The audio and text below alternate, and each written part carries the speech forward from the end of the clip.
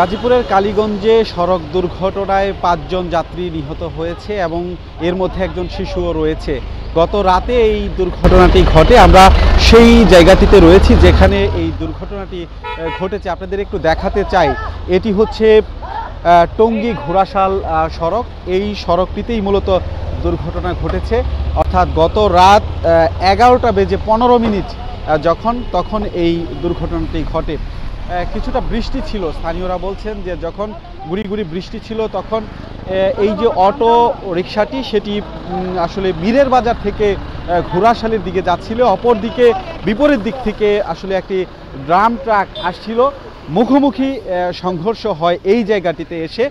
এর পর কিন্তু ঘটনাস্থলেই 4 জন মারা যায় এবং কালীগঞ্জ উপজেলা হাসপাতালে নেয়ার পর একজন শিশু মারা যান। এছাড়া একই ঘটনায় আসলে আরও 2 জন আহত রয়েছে।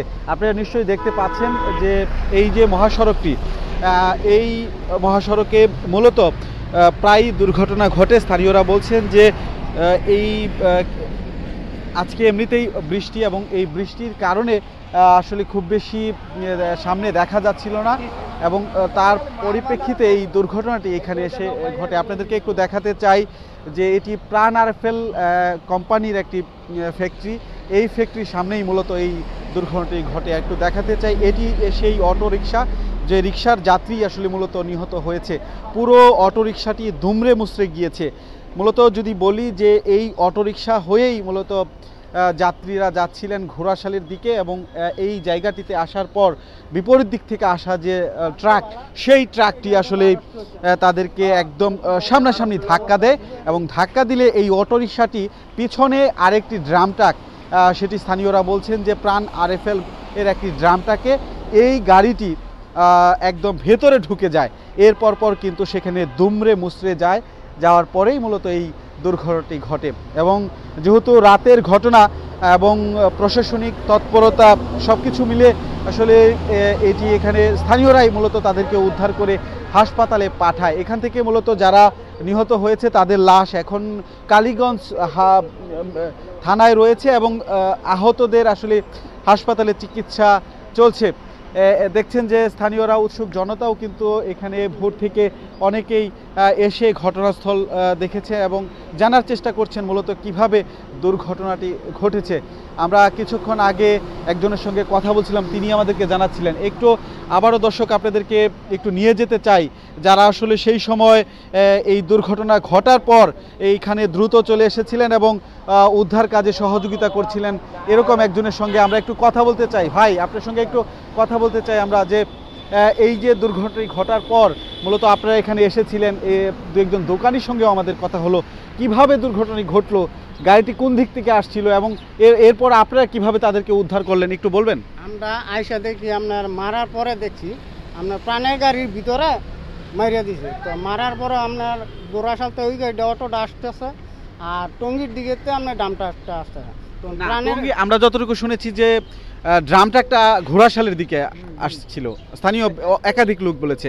আর হচ্ছে অটো যে গাড়িটি সেটি নাকি মীরের বাজার থেকে এই দিক থেকে আসতেছিল, মানে একাধিক যারা প্রত্যক্ষদর্শী তাদের কাছ থেকে শুনছিলাম।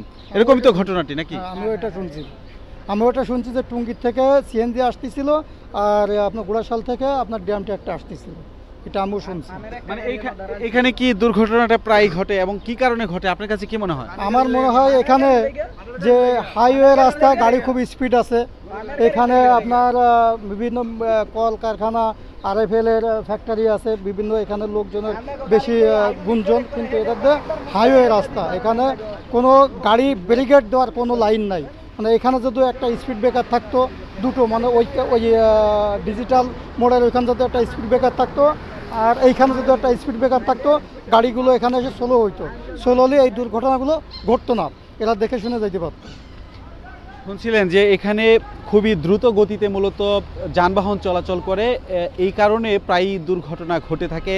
এমনিতেই এই সড়কটি খুবই ব্যস্ততম সড়ক, আবার হচ্ছে বৃষ্টি ছিল, সব মিলিয়ে যে 5 জনের প্রাণ নিভে গেল এটি আসলে খুবই দুঃখজনক।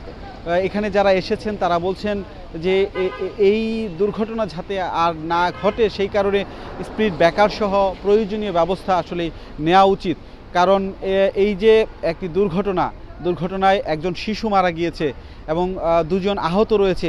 সব মিলিয়ে আমি যদি আবারও বলি যে গত রাতের ঘটনা, তখন বৃষ্টি ছিল। এই যে পিছনে আমার অটোটি দেখছেন, এটিরই মূলত যাত্রী ছিল যারা মারা গিয়েছে। যদিও যে কাভার্ড ভ্যান, ঘাতক কাভার্ড ভ্যান, সেটি কিন্তু ধরা যায়নি, দ্রুতই সেটি এখান থেকে পালিয়ে গেছে। মোটামুটি এই ছিল দুর্ঘটনাস্থল থেকে আমার কাছে থাকা সবশেষ তথ্য।